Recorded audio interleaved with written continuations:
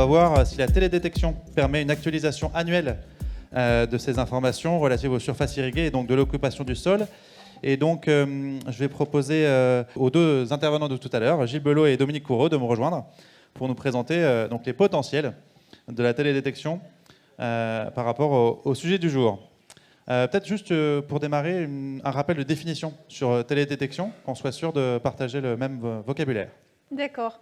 Alors, télédétection, c'est observation à distance. Et je vais rappeler dans une première diapositive un petit peu quelques bases pour certains qui sont peut-être moins familiers avec ces données.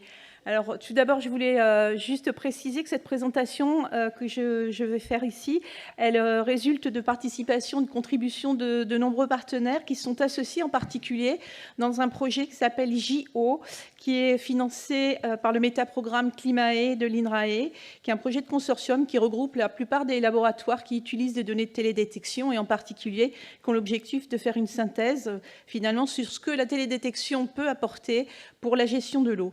Donc je vais faire un balayage assez rapide des possibilités apportées par ces données et puis Gilles va conclure finalement sur la synthèse qu'on peut faire et je lui redonnerai donc la parole en fin de présentation. Donc, je vais suivre un plan justement pour balayer rapidement ce que c'est que la télédétection pour le suivi des agrosystèmes, ce que l'on obtient comme information, ce que le satellite voit. Donc, c'est des observations quantifiées.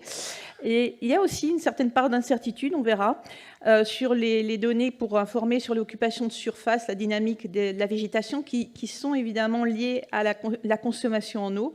On verra si on peut détecter les surfaces irriguées par télédétection. Est-ce qu'on peut aussi aller plus loin pour détecter des événements d'irrigation, donc les dates d'irrigation et les doses d'irrigation. Et puis, Gilles conclura sur les attentes qui sont exprimées par les gestionnaires, hein, le bilan que l'on peut faire sur ce qui est opérationnel et ce qui est encore de l'ordre de la recherche, en vous présentant quelques perspectives. Alors, on l'a vu tout au cours de la matinée, l'enjeu principal, c'est de savoir comment aider les territoires à s'adapter à des situations de ressources en eau qui se dégradent, des actualités encore, même le 8 septembre, qui sont sur certains départements préoccupantes. On a vu le niveau des nappes en début juin, avant les grosses saisons d'irrigation sur certaines régions qui étaient déjà très basses au niveau des nappes en rouge. Et donc, pour ceci, pour y répondre, on a besoin d'identifier en premier lieu les cultures qui vont être irriguées, les modifications des pratiques culturales, de suivre le niveau des cultures et le développement des cultures pour apporter l'eau au bon moment, et puis détecter des stress hydriques, avoir donc finalement des indicateurs qui soient spatialisés de l'évolution de ces agrosystèmes. Alors, la télédétection, elle représente un bon outil pour avoir un suivi sur ces agrosystèmes parce qu'elle va permettre de cartographier donc, des grandes surfaces, détecter des changements avec une revisite dans le temps importante, donc de suivre les dynamiques des couverts, les stress et combiner à des modèles, on le verra, d'estimer et d'informer sur ces ressources. Alors, quelques informations justement sur la télédétection, ce que le principe... Mais en fait, on va avoir un rayonnement qui va être émis par les surfaces et qui va être différent suivant les domaines de longueur d'onde, qui va être récupéré au niveau de satellites ou de différentes plateformes aéroportées. Donc, on parle souvent de proxy télédétection quand c'est des capteurs qui sont sur des drones, sur des avions, voire sur des tracteurs embarqués, et qui vont donner des informations différentes suivant le domaine, qui vont permettre d'informer. Donc, dans le visible et le proche infrarouge, eh bien, on a des informations plutôt sur la structure de la végétation.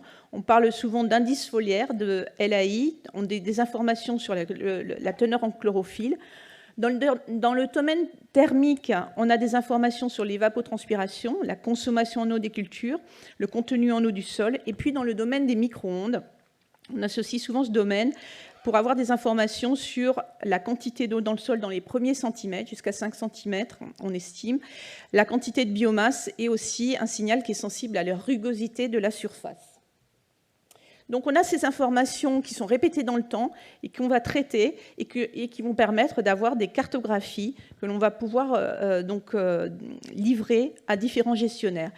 Alors, le bilan hydrique et les observables satellitaires, à présent, on a énormément de satellites qui donnent des informations donc, sur différentes composantes du bilan hydrique. Alors, tout ce qui est stock de surface et stock profond, c'est plutôt, je dirais, dans des domaines de micro-ondes passives ou actives avec des résolutions plutôt variables grossières. On va s'intéresser plus ici, dans le cadre de cet exposé, à des informations qui sont plus liées à l'agriculture, à l'évapotranspiration, donc à la consommation en eau des cultures, avec en particulier les satellites qui viennent du programme Copernicus, Sentinelle-1 et Sentinelle-2, qui permettent de délivrer des images tous les 3 jours, à 10 mètres de résolution, 3 jours à 6 jours, suivant les secteurs, dans le domaine donc optique, proche infrarouge et moyenne infrarouge.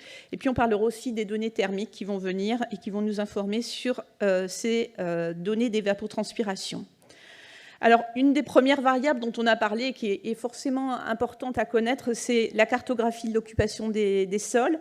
De connaître les cultures, il faut savoir qu'à présent, il y a une plateforme ETEA qui est ouverte à tous, qui permet donc de délivrer des cartes à l'échelle de la France tous les ans, en format raster et en format vecteur pour les départements, où on distingue depuis 2016, elle utilise des données Sentinelle, entre autres.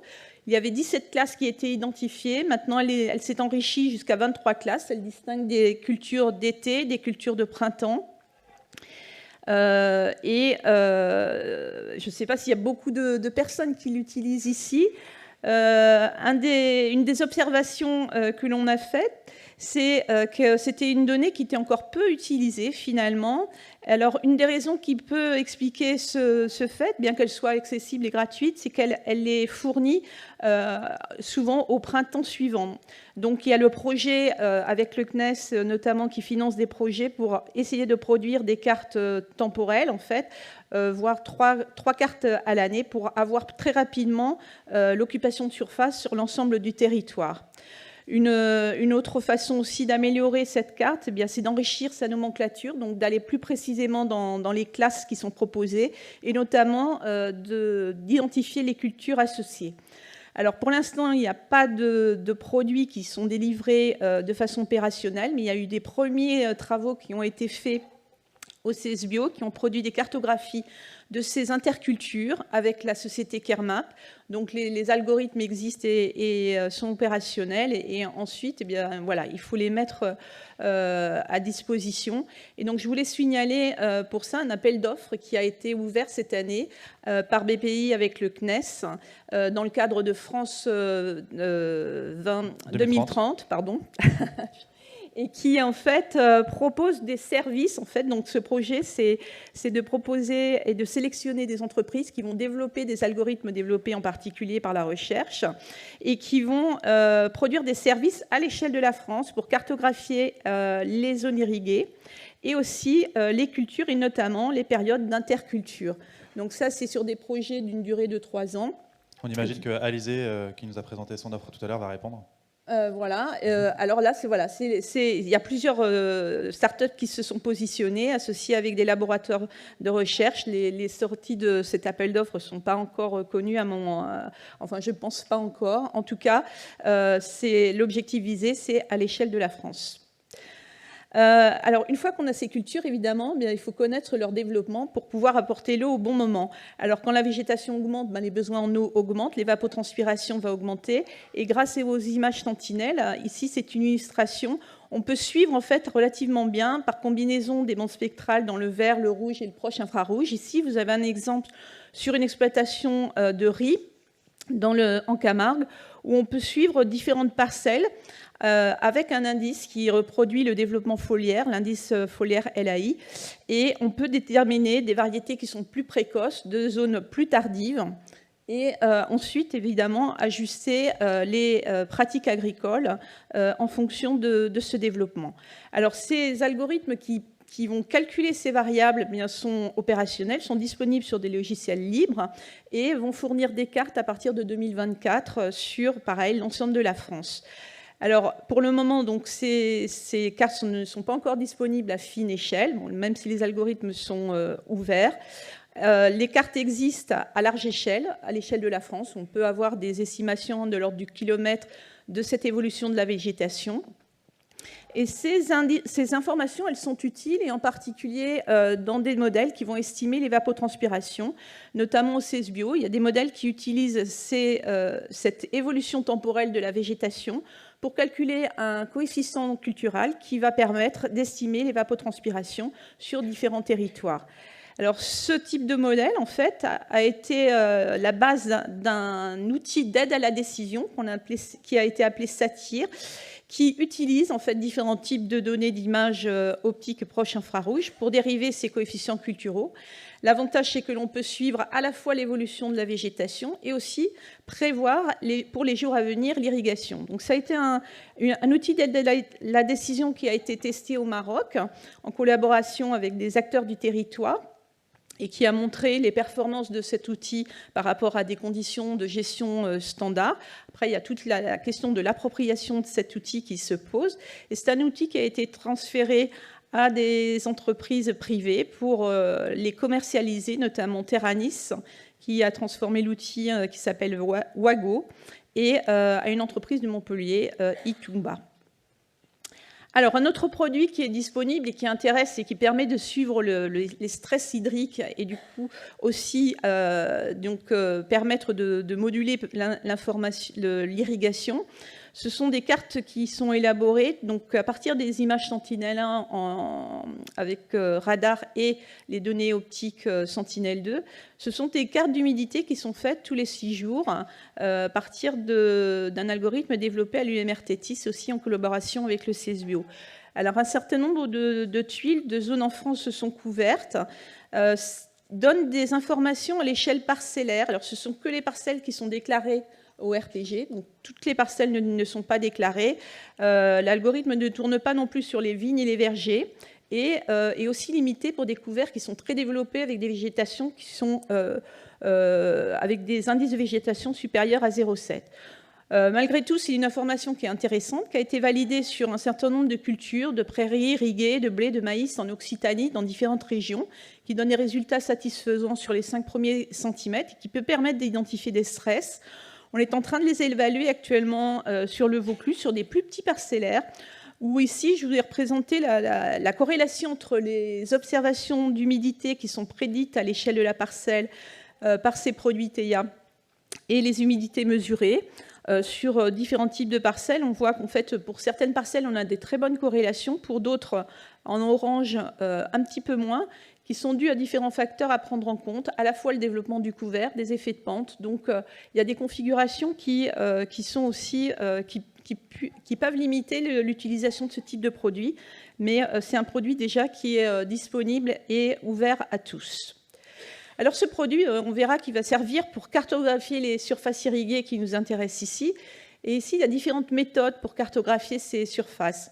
Donc, à la fois des approches semi-supervisées, c'est-à-dire qu'on va essayer d'avoir le moins possible de données à acquérir sur le terrain, et puis des approches supervisées qui demandent par contre des observations d'apprentissage. Et donc, ces méthodes, elles ont été mises et comparées sur un exemple lors d'un projet qui a été mené sur le bassin de la Durance, donc coordonné dans le projet LIFE-O, par le syndicat mixte d'aménagement de la Durance. Donc je pense qu'il y a au moins les 2 principaux acteurs. Je vois Pascal Desmoulins et Kofi dont j'ai repris les résultats. Et c'est un bel exemple d'application de la télédétection où il y a eu une comparaison de 2 méthodes. Donc une première méthode qui utilise que des données de Sentinel-1, Sentinel-2, des données dont je viens de présenter d'humidité de surface des premiers centimètres et d'indice de végétation et des données de pluie. Alors, on ne considère pas ici, du coup, les vignes et les vergers. Et on a pu produire, en fait, par cette méthode, donc distinguer les zones irriguées des zones non irriguées sur l'ensemble de la vallée de la Durance, sur les différents secteurs, pour différentes années. Et vous voyez ici les performances de précision globale qui sont relativement élevées globalement. On est en 2020 à 91%, 85% de précision. Les performances, elles peuvent varier d'une année sur l'autre. Si on a une année plus humide, on va avoir finalement peut-être plus de mal à distinguer certains couverts, ou certains parcelles irriguées au goutte à goutte qui peuvent apparaître aussi plus ou moins bien simulées. Alors cette méthode a été comparée à une autre méthode développée au CESBio qui repose sur un algorithme IOTA 2 qui dérive finalement de celui utilisé pour faire la carte d'occupation de surface. Cette fois-ci, on considère des images à la fois Sentinel-1 et Sentinel-2, différents indices de forme, et aussi, surtout, un grand nombre de données in situ d'apprentissage et qui vont servir pour l'apprentissage et pour la validation. Et vous voyez ici les performances pour les 2 années. Donc ici, on a tous les couverts, toutes les cultures sont distinguées, y compris les vignes et les vergers. Il y a 17 classes qui ont été retenues sur le bassin de la Durance. Et vous voyez les performances pour les 2 années qui sont relativement élevées suivant les différents secteurs du bassin de la Durance. Alors, il faut savoir quand même qu'il y a eu un énorme travail de collecte des données sur les terrains avec plus de 1889 observations qui ont été divisées en parties validation et apprentissage. Alors, cette méthode, elle a été aussi utilisée sur le sud-ouest de la France dans des travaux avec le CESBio. Et on peut l'implémenter en cours d'année. Et elle a été évaluée pour estimer la précision du maïs, du tournesol. Et on voit que plus, évidemment, on avance dans la saison, vous avez les barres qui montrent la précision qui augmente en cours de saison, suivant les mois. Plus on ajoute des informations, plus la précision de cette distinction irriguée-pas irriguée va augmenter pour les différents couverts entre le tournesol, le maïs, les principales cultures du sud-ouest.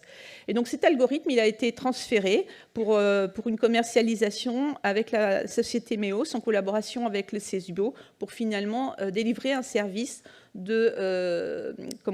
opérationnel de cartographie de ces zones irriguées.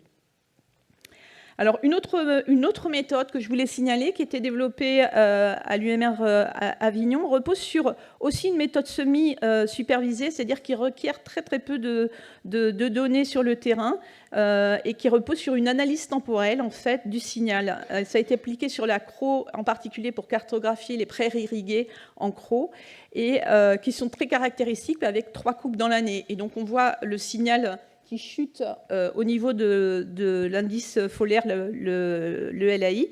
Et à partir de la détection de ces points caractéristiques, on peut cartographier par une méthode de random forest les prairies avec une précision de 99%.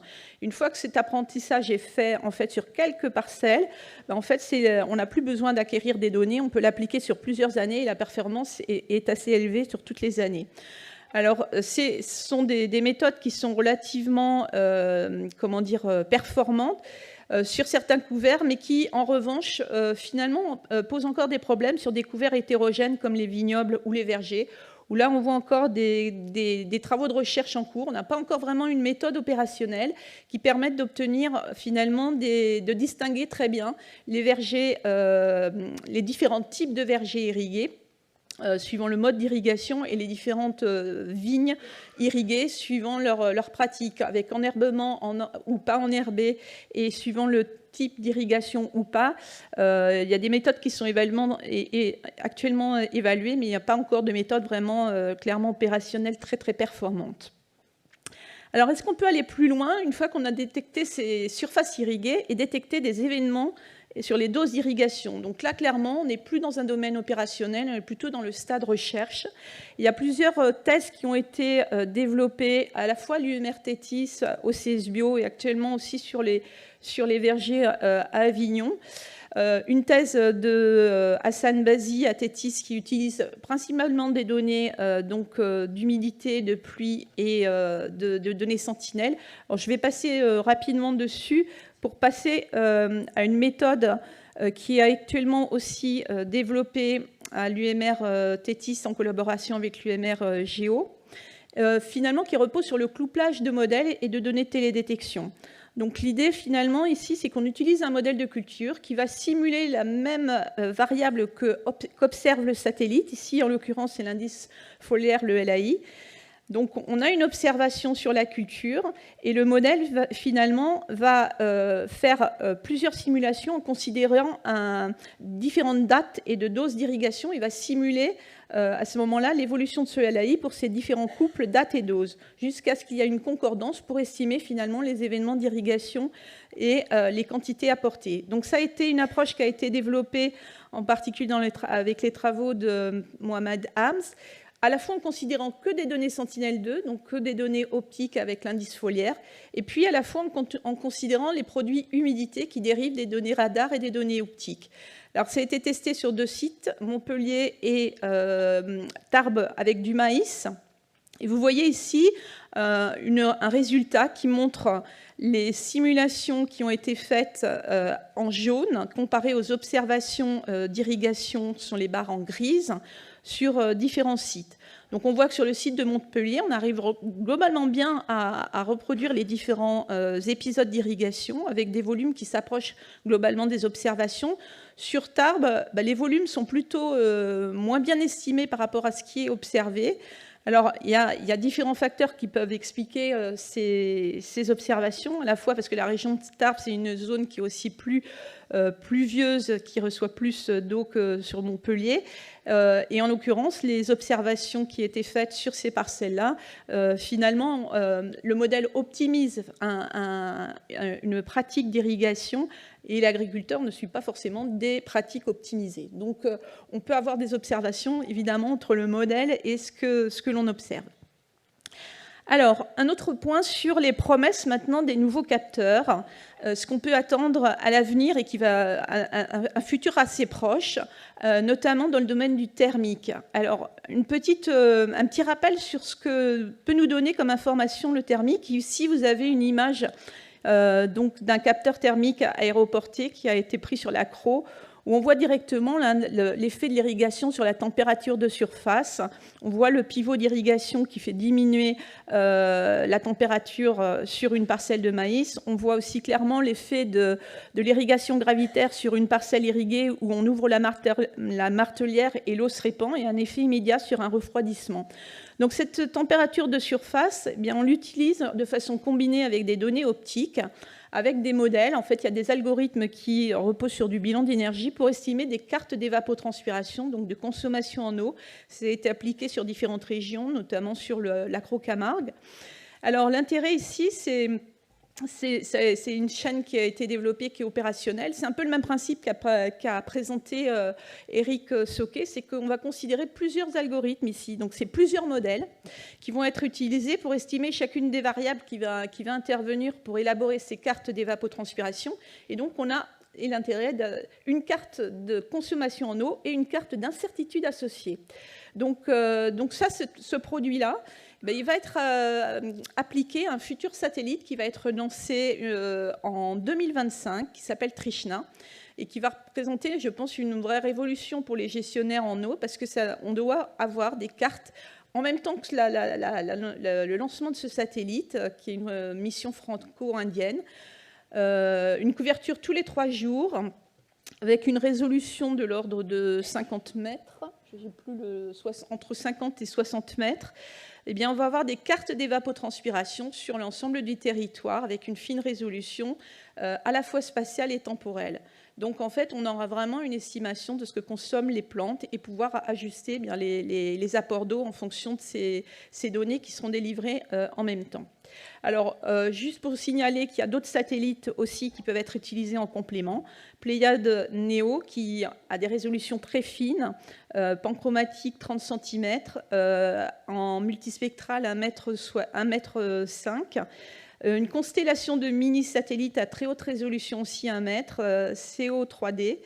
Donc tous ces satellites complémentaires, alors ce sont des satellites qui peuvent être, disons, accessibles à la recherche, qui peuvent être programmables sur des petits secteurs et qui sont accessibles par la plateforme Dynamis et qui peuvent apporter des informations plus fines. Alors je vais laisser la place à Gilles pour terminer ce panorama. Merci Dominique. Gilles, donc des petits compléments. Moi, je retiens pendant que tu t'installes que, en gros, pour les surfaces irriguées, c'est opérationnel. Pour la question des volumes effectivement déployés, là, voilà, c'est plutôt encore au stade de la recherche.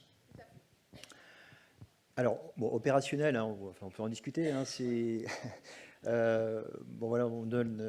Enfin, je vais essayer effectivement de faire une petite synthèse, et notamment pour rappeler que l'an dernier, hein, ici dans ce même espace, nous avons eu un séminaire dédié justement à l'observation des surfaces irriguées en particulier, hein, puisque le CNES, à travers le programme TEIA, a lancé un groupe, hein, donc animé par Valérie Desmarais, donc sur voilà, la caractérisation des surfaces irriguées par télédétection. Alors ça a été l'occasion d'inviter un certain nombre de gestionnaires, hein, d'utilisateurs de ces données, et puis aussi la communauté scientifique pour croiser justement pour inviter, hein, les gestionnaires à exprimer leurs besoins, et de façon à ce que derrière aussi la communauté scientifique s'organise pour fournir des services. Alors, bon, parmi les attentes, hein, qui ont été évoquées, bon, c'est celles, hein, qu'on a évoquées ce matin, par exemple, hein, sur déjà rien que la caractérisation des surfaces irriguées, avoir bon, aussi des informations assez tôt dans la saison, donc ça interpelle notamment sur la mise à disposition de l'observation spatiale, et qui permettrait après de mieux suivre notamment les pratiques culturales, les stades phénologiques, et puis identifier les périodes de stress. Un point alors qu'on a un petit peu évoqué aujourd'hui, notamment Alice le disait, voilà, dans les exploitations, il y a aussi la question des retenues. Hein, c'est vrai qu'on a encore une retenues individuelles notamment. Les retenues individuelles, voilà, qui sont en général mal connues. Hein, donc il faut un recensement tous les 10 ans pour avoir cette information, et on sent bien que ces retenues, elles se développent beaucoup, hein, compte tenu de la demande en eau. Donc là, un réel besoin exprimé par les gestionnaires. Et puis, ont aussi été évoquées des questions comme le suivi des prélèvements, voire le contrôle, hein, pour être honnête. Alors bien sûr, tout ça pose la question, on y revient, à des incertitudes, hein, de la validité de ce qu'on peut produire. Donc c'est bien une demande qui a été aussi exprimée. Donc, résultat de tout ça, ça a été effectivement, Dominique l'a dit, hein, l'appel d'offres BPI, donc France 2030, qui vise à rendre un certain nombre de ces méthodes opérationnelles. Donc, voilà, on va voir ce que ça va donner, hein, d'ici quelques temps, quand les réponses, et surtout, hein, quand les équipes auront pu travailler sur la mise à disposition de ces informations. Alors, et Trishna, donc voilà, l'an dernier, on était un petit peu au début. Là, ça se précise, hein, il y a donc toute une équipe scientifique qui travaille dessus, justement pour évaluer, hein, le potentiel, hein, et qu'est-ce que ça pourrait changer, notamment sur le sujet qui nous préoccupe aujourd'hui. Alors, je vous invite donc, sans en dire plus, à visualiser donc toutes les présentations qui ont été faites ici. Hein, donc, tout est accessible sur le site de TEIA, ainsi que sur le site de la chaire, où vous pouvez retrouver facilement les liens. Alors voilà, donc maintenant il faut conclure, hein. C'est vrai que j'ai commencé la matinée et il s'agit aussi de la terminer. Donc il y a des choses qui marchent, alors qu'on peut qualifier effectivement d'opérationnel, et qu'on invite aussi à utiliser, c'est tout ce qui est occupation du sol. Avec une mise à jour promise de 3 cartes par an. Et ça, ce sont vraiment des outils opérationnels, hein, que je pense on peut beaucoup plus utiliser, notamment pour caractériser les agrosystèmes. Alors sur l'identification des surfaces irriguées, voilà, hein, les résultats sont, on va dire, très prometteurs, hein, donc il y a plein de choses qui marchent, en particulier sur les grandes cultures, et en particulier quand voilà, la signature spectrale de l'irrigation est très visible. Donc voilà, tous les travaux qui ont été faits en Espagne ou dans le sud-ouest nous rendent très optimistes là-dessus. Alors attention, hein, on ne va pas avoir des précisions de 100%. Voilà, ça va bien être aussi une des limites des données de la télédétection. Hein, on pourra l'utiliser comme indicateur, mais certainement pas pour, par exemple, des aspects réglementaires. Alors dans les défis, hein, ça on l'a vu, hein, la vigne, c'est vrai qu'on a beaucoup d'attentes de ce point de vue-là, hein, à quel rythme se développe l'irrigation de la vigne. Aujourd'hui, on est incapable de fournir des outils qui vont pouvoir caractériser avec suffisamment de certitude, hein, cette évolution, donc à partir de la télédétection. Donc les équipes de recherche travaillent dessus. Un point qui avait aussi été, qu'on l'a un petit peu évoqué ce matin, mais tout ce qui est le sol. Hein, c'est vrai que là, on a beaucoup parlé d'irrigation, de culture, mais le sol, hein, on y revient, c'est un élément très important. Alors, notamment à travers la réserve utile. Hein, donc, idéalement, on aimerait pouvoir caractériser la réserve utile des sols, notamment pour analyser, puis aussi pour faire de la prospective. Et il y a des choses qui sont faites là-dessus, donc voilà, travaux de recherche en cours, donc avec là aussi des approches de modélisation. Voilà, donc je vais conclure là-dessus et avec peut-être effectivement beaucoup d'espoir sur le thermique avec Trishna. Ouais, merci beaucoup, Gilles. On retient effectivement, applaudissez-le, hein, bien sûr.